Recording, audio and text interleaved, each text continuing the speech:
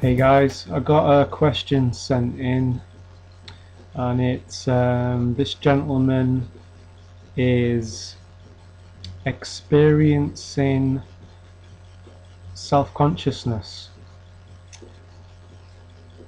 finds himself talking to friends or strangers and wondering whether he said the wrong thing, or leaving the conversation wondering, has he made the right impression? Does that person think that he's weird and stuff like that? So this is a real deep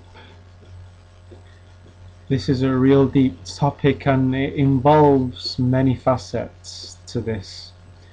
Now, one of the things that I want you to be aware of is that if you can ask that question, if you can seek advice and guidance from another human being by revealing this about yourself, straight away that tells me that this is a human being who is on a journey towards self-awareness and self-discovery. Just that you can notice that you have this going on within yourself, and that curiosity to uncover the truth behind it and get beyond it. So because this journey of self-discovery, it kind of never ends. You never get there, so to speak. You're always constantly growing and evolving. So where do we start? Okay, well, let's start by shedding some light on what is actually going on. So what I imagine is happening from your email is that you're talking with people, but at the same time as you interacting with the other person, there is a dialogue going on in the mind. So you're talking to someone and at the same time thinking, what does this person think of me? Or you may be saying to yourself, well, I better be careful I don't say the wrong thing because I don't want them to offend. I don't want to offend them, and then they'll be angry towards me or just think I'm a weirdo. So how do we? Well, first, let's start by noticing that that is the ego. Now, everybody has an ego.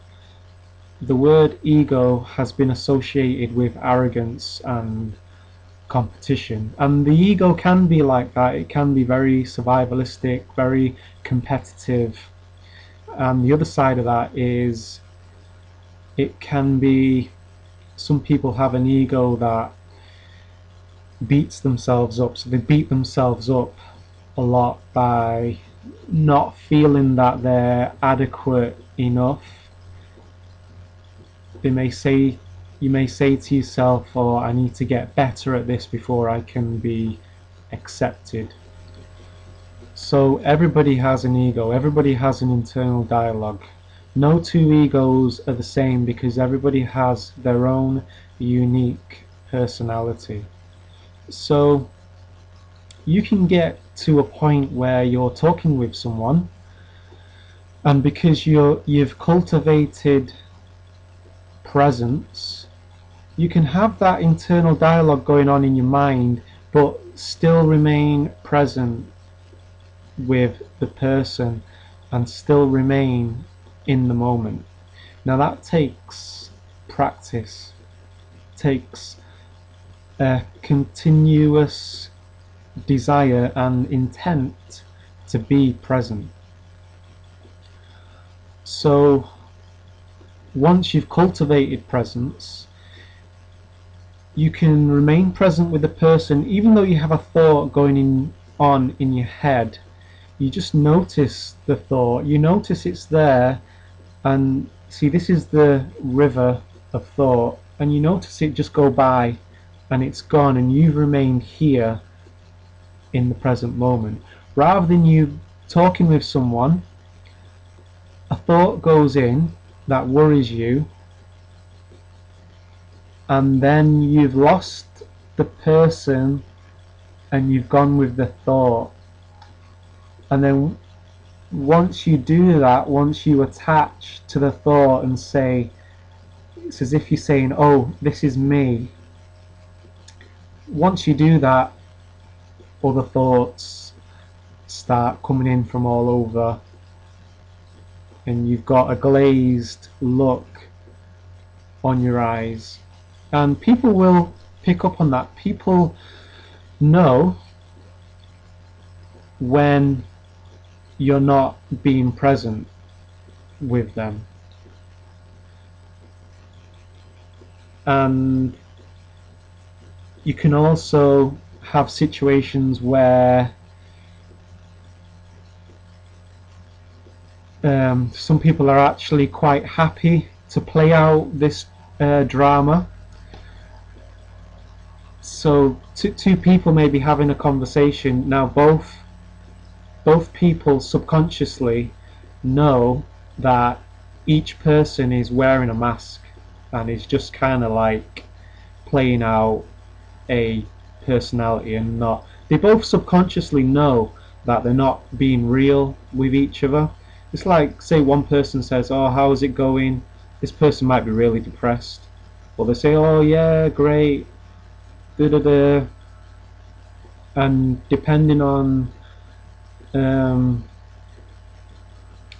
their self-acceptance of each other, the image that they have of themselves, and the amount of energy that they have invested into that image of themselves. So this person may have, I'm a top flying, high earning executive. That's not to say there's anything wrong with being a high earner executive, but you don't want to invest so much into that identity that the fear of losing that totally destroys you. Okay, so some people may be quite happy to play out that, but if you're with someone who is has a very high level of consciousness, they're going to notice when you're no longer there. So this is what is going on, and this is what we all experience to some degree or another. Now there's more I can say about that, about the ego, but I wanted to also talk about, so okay, we know what it is, so how do we overcome it? How do we get to the other side of that so we can experience relationships without this feeling of doubt and worry and self-consciousness? So yeah, presence is going to be a big part of that, developing presence, but it is also a journey of coming to a place of self-acceptance, coming to a place of light-heartedness,